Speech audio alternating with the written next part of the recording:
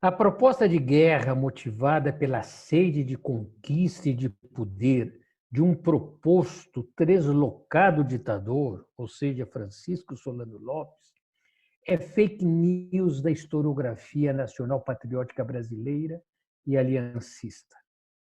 Em verdade, havia muito que o Buenos Aires e o Império do Brasil disputavam, através da diplomacia e das armas, a hegemonia na bacia do Rio da Prata. A República do Paraguai fora sempre uma componente menor deste conflito entre as duas grandes potências regionais, o Império do Brasil e a Argentina. Eram antigas e gerais as contradições entre, por um lado, a República do Paraguai e, por outro, a poderosa província de Buenos Aires. O rico Porto do Prata, representante do comércio britânico, se esforçava desde a independência em 1810 para impor seus direitos monopólicos e exclusivistas às antigas províncias do vice-reinado do Prata. Buenos Aires não aceitava a independência da província paraguaia, província rebelde que obtivera sua independência em 1811 com a derrota de expedição militar portenha ao Paraguai. Nós estamos vendo nessa ilustração o porto de Buenos Aires, onde era necessária a descida das mercadorias, eram extremamente difíceis. Porém, com a vitória na Batalha de Pavón, em 17 de setembro de 1861, Buenos Aires, sob o comando de Bartolomé Mitre, iniciara a imposição do tacão centralista, unitário e liberal sobre as demais províncias argentinas de orientação federalista. Para tal, Buenos Aires devia se sobrepor aos aliados do federalismo argentino no Prata, ou seja, por um lado, o Partido Blanco Uruguaio e, por outro lado, a República do Paraguai. Ambos apoiavam o federalismo argentino. Aqui nós temos uma ilustração da Batalha de Cepeda, né, que foi uma referência fundamental para a história do Prata e da Argentina. Em abril de 1863, senhor da República Argentina, Bartolomé Mitre financiou o desembarque de Venâncio Flores no norte do Uruguai. Venâncio Flores era chefe do Partido Colorado Uruguaio, partido pró-portenho e pró-brasileiro. A chamada Cruzada Libertadora Florista tinha como missão derrubar o governo constitucional uruguaio blanco, um governo nacionalista e independista. Refugiado na Argentina, Flores servira até então no exército portenho de Bartolomé Mitre, que vemos nessa ilustração. Flores massacrara federalistas argentinos, né, às ordens de Bartolomé Mitre e de Buenos Aires. Venâncio Flores foi acolhido pelas tropas unitárias chegadas da vizinha província de Correntes, província argentina, e, sobretudo, pelas milícias dos fazendeiros rio-grandenses escravistas, que dominavam havia décadas ao norte do Paraguai, até o Rio Negro, onde se comportavam como se estivessem no Império do Brasil. A escravidão foi abolida no Uruguai nos anos 1840, entretanto, seguia a escravidão nessas fazendas rio-grandenses do norte do Uruguai. Nós vemos aqui uma ilustração de Venâncio Flores. Em inícios de 1852, a vitória do Império, aliado ao federalismo argentino, sobre Juan Manuel de Rosas e Manuel Uribe, seu aliado oriental, permitira arrancar do Uruguai tratado draconiano, que concedia, entre outras vantagens ao Império do Brasil, a isenção de tributos dos criadores rio-grandenses no norte do Uruguai.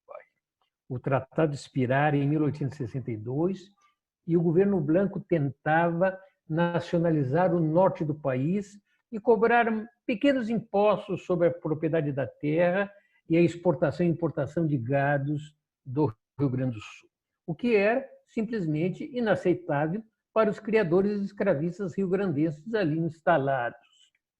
O governo Blanco Oriental enviara diplomatas propondo aliança entre o Uruguai e o Paraguai, dois países pequenos, para se defenderem dos poderosos e prepotentes vizinhos.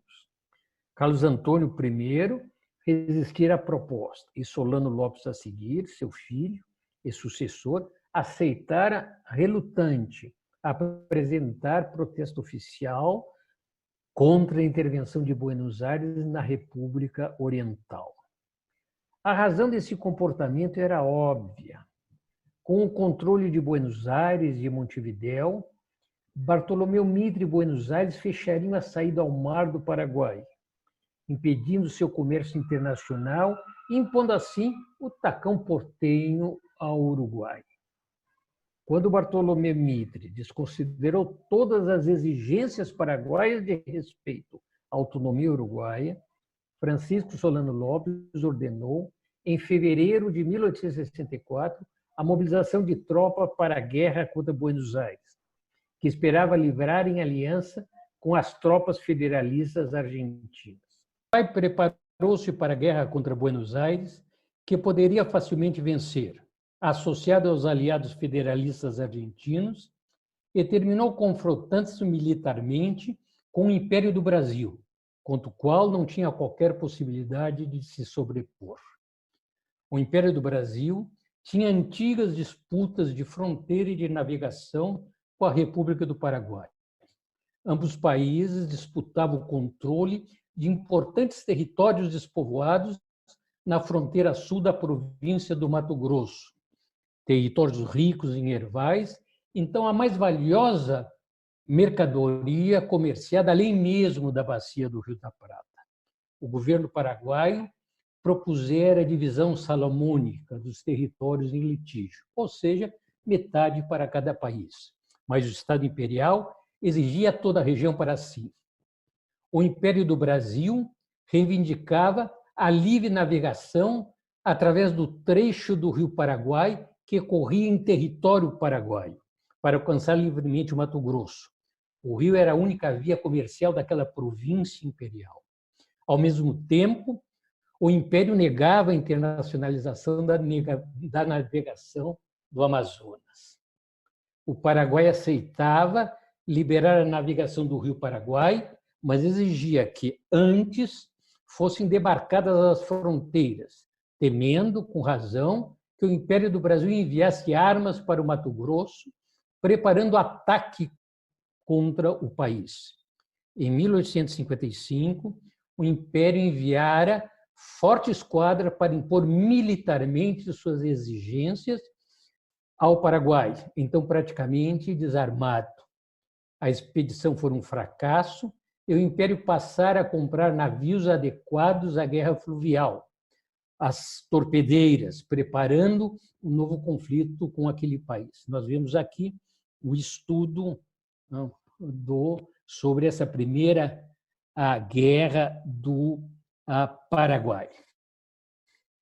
Como a cruzada libertadora florista não avançava, os fazendeiros escravistas rio-grandenses enviaram ao Rio de Janeiro o general Neto, ex-farroupilha, senhor de latifúndios e enormes escravarias do norte do Uruguai, para exigir intervenção militar do Império na República Oriental. O gabinete conservador negara-se àquela operação militar. Em 1864, porém, um novo gabinete de viés liberal, com o decidido apoio de Pedro II, então com 39 anos, decidiu intervir no Prata para derrubar o governo constitucional branco e retornar às condições draconianas do Tratado de 1852, que, como proposto, terminara 10 anos depois.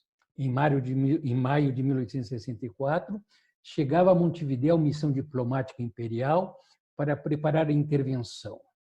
uma forte esquadra do Império diante da capital oriental, Montevidéu, ameaçava o pequeno país semi-desarmado.